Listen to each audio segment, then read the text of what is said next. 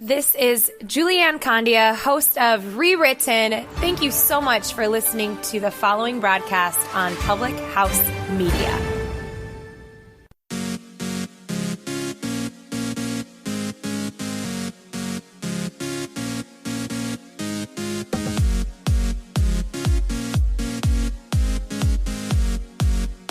Comparison is the thief of all joy. Hello, welcome to Choose to Rise. Welcome to Public House Media. I'm so grateful that you're here today. I have something really special that I want to share with you today, and it happens to be from a recent sermon from our church. And so before you get into oh, she's going churchy, I'm not going to stop listening, I really want you to listen in because I'm going to take it in a different direction.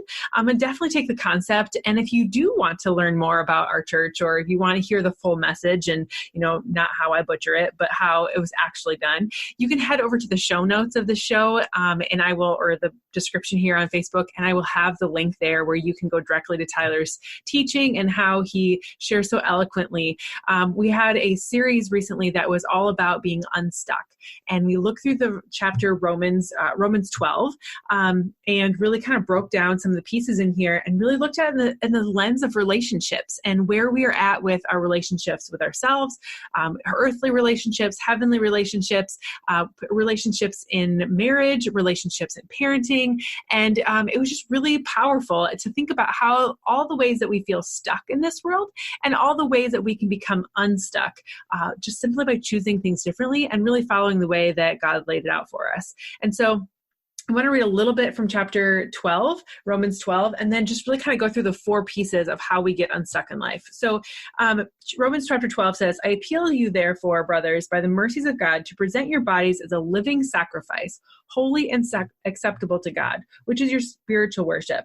Do not be conformed to this world, but be transformed by the renewal of your mind, that testing you may discern what is the will of God and what is good and acceptable and perfect. So right there, that's kind of the two verses that this sermon, at least it was based off of, hold your body as a living sacrifice, holy and acceptable to God.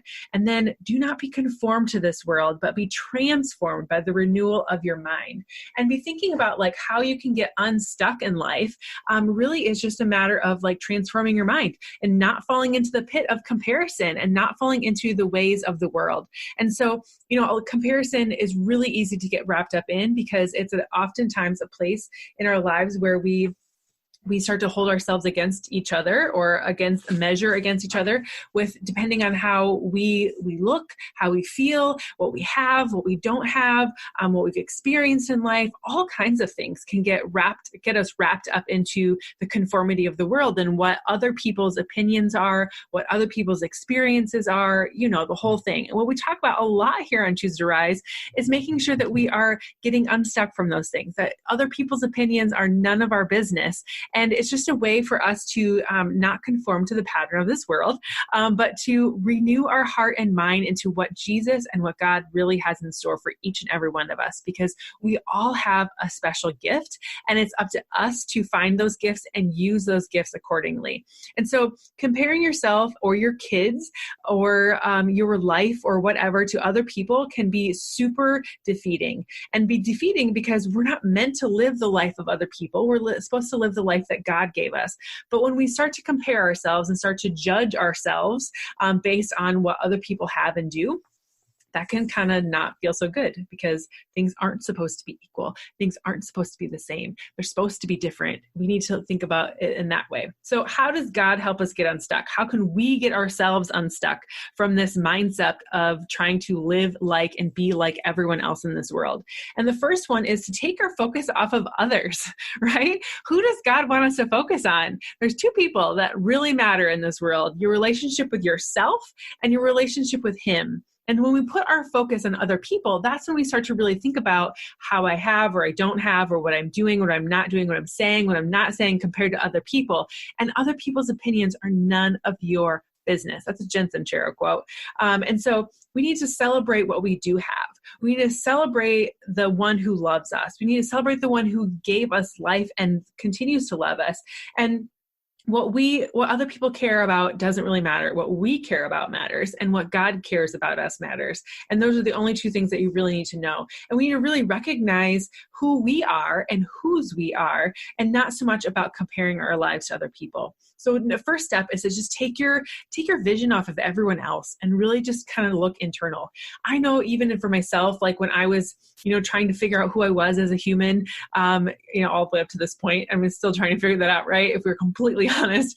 But like when you're kind of in those formative years of like high school, college, right out of college, you're really trying to figure out your place in life. You're really trying to figure out who you are. And a lot of times the opinions of others really matter, and they really shouldn't. They should just be the things that you should be figuring out who you are by getting to know God, and getting to know God is in a sense getting to know yourself. And when you take that journey, when you get to know who you are and whose you are, the rest of the stuff really just gets a heck of a lot easier. It gets easier to take care of yourself. It's a lot easier to love yourself. And when you can love yourself, you can love other people. And it's just a powerful cyclical thing that so many pieces are a part of in this cycle. And when we really want to get unstuck from life, it really starts by taking your vision off of everyone else and focusing on yourself first. The second thing to kind of get yourself unstuck is to recognize your gifts. To whether this is trying to hit a goal, whether this is trying to accomplish something new, whether this is just trying to find your place in life or whatever it might be. Recognize your gifts and celebrate those. We are all not meant to be the be all end all for everybody and everything. People were created in this world to fill certain roles and to help each other and encourage each other and support each other and be there for each other with our gifts and our abilities. So when we really focus on what we don't have, like I am not a carpenter, I am not a mathematician, I am not a super amazing cook, or if we were completely honest, I am not a cleaner. That is not my gift. I do not love to be sparkling clean. I love to use, I love to create, I love to speak, I love to share, I love to teach. I love to be physically fit. I love to share my passion with other people. I love doing those things, but there are just some of the areas in this world where I am not gifted, and that's okay.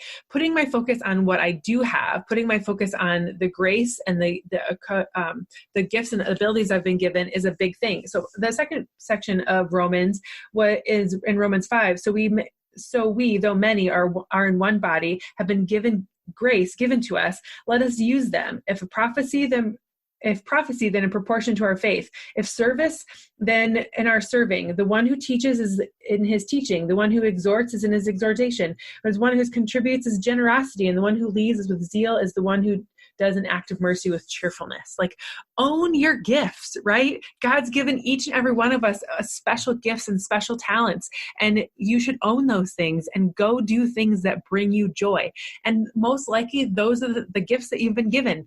God creates a path for us of least resistance, and we all try to go in a different direction and make it hard on ourselves and try to compare ourselves to other people and give ourselves all kinds of strife and frustration because we're not following the plan, right?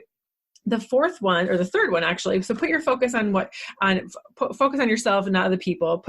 Recognize your gifts, putting your focus on what you do have. And then the third one is allow space for failure. This one I feel like we talk a lot about here in the sense of like being a part of something. Allowing space for failure is a matter of, letting kids fall, letting yourself fall, allowing failure in the sense of letting yourself know that everything that you do in this world is supposed to be there. We just talked about this at our journey class, that we just talked about how God is so incredibly patient with us, and he gives us all the room and all the space to screw up all the time, right? But he still loves us, and he still has a plan for us, and he allows us to do it anyway. One of us explained that it's kind of like allowing your kids to fold the towels or fold the laundry or really, do anything, right? Moms, you completely understand this. Like we try to have, we have this efficient time. We need to get this done. We need to get it over with. And so we don't allow our kids to do things because like bake cookies or fold the laundry or whatever, because it has to be done right and it has to be done quickly. And we don't want to make a huge mess, and we just need to whatever. Well, God isn't that way. God totally allows us to fold the towels, right? He doesn't tell us how to do it. He doesn't, correct us if we're wrong. He just says, go do this. I'm going to give you this task. And if you get it right, cool. If you don't get it right, I'm going to give you a million chances to get it right. And then we're going to all the things. And we kind of talked a little bit about today with Jonah and the whale, right? he tests God's patience. God says, go do this activity. You need to go talk to the people of Nineveh. And Jonah says, I'm not going to do that. I'm going to go over here. And then what does God do? He brings a whale and he says, no, Jonah, you're going back in that direction. Right. And so it's just one of those things of like, allow space in your life to fail. God is giving you all the space in the world to fail, because it's in the struggles that we find our gifts. It's in the struggles that we find the life lessons. It's in the struggles of life that we get better and that we get stronger and we get wiser and we're able to make better decisions and learn from the process. All learning comes from failure. You're never good at things at the right time, at the first time. We just talked about this on, do something that scares you, go suck at something, right? We just had a podcast about that. Allowing space for failure in your life is so important. And it gives you the space and get out of your comfort zone. It gives you space to learn new things. And failure is when you learn. And so making sure that you are allowing yourself a space to fail, reframing the word failure in your life to making it a learning experience instead of a stopping point, and just really getting your emotions out of the way and making it an okay thing and celebrating it, and that you're learning new things and you're going the distance. And the fourth way to get yourself unstuck, or God gets us unstuck, is the power of yet. And I love this word. If you're a growth mindset person with Carol Dweck or anything like in that realm, you could already completely get this. But the power of yet, it just opens the door to possibilities. When you have, it gives kids hope. Like if you say you're not a leader, like that's super defeating. But if you tell a kid you're not a leader yet, that gives the kid or a person, a human being, if someone were to say you're not a leader, that would be super defeating to me, and I'm a grown woman. But if they said you're not a leader yet, that just leaves the door open for so many possibilities and so much growth that can happen from there. If you tell someone they're not a leader yet, or especially a child, they are wanting to look for and figure out how they can get there. So their brain starts asking the right questions of, how do I get to the point where I am a good leader? What evidence can I find? How can I grow? How can I learn? How can I fail to learn to be able to get where I want to go, and how I can be successful in life? How can I get to that point? And that it also gives adults as well as children the expectation that change is possible. It gives them the expectation that there is belief in them, that you can go forward and do great things because you're just not where you need to be yet, and that there is no stopping point. It's just figuring it out as you go. I know those of you that are on the podcast won't be able to see this, but imagine that I'm taking my finger from the bottom of the screen all the way to the right of the screen in one straight line. Okay. That's how a lot of people think success looks like. It's like a direct line from point A to point B. But success is really a matter of like a whole bunch of squiggly lines all over the heck place. Lots of roundabouts, lots of turnarounds, lots of dead ends, and then turning around and going back a different direction. Because that's what failure brings to the process.